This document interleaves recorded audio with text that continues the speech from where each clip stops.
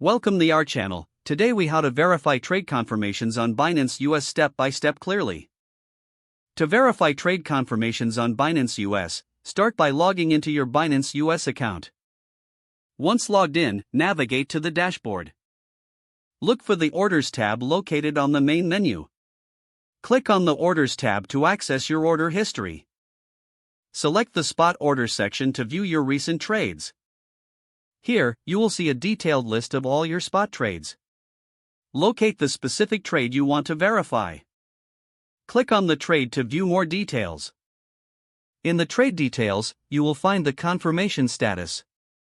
Check the timestamps to confirm the execution time of the trade.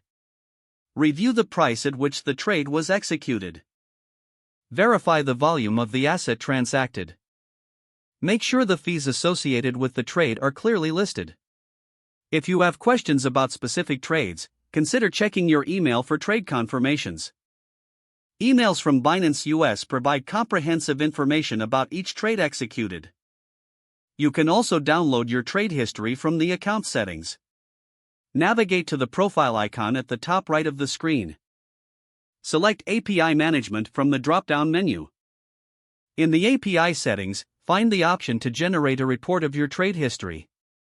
Export the report and open it for a detailed overview. Confirm that the information matches what is displayed on your Binance US account. If discrepancies arise, be sure to contact customer support for assistance. If the page does not load, refresh the browser or try again in a private or incognito window. Make sure you are using the correct email address, then retype it carefully to avoid small typos. If your password is not accepted, use the reset option and create a new strong password you can remember.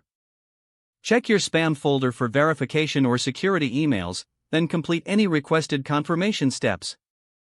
Enable two-factor authentication if available to improve account security and reduce unauthorized access risk. After signing in, review your profile details so your contact information and settings are accurate and current.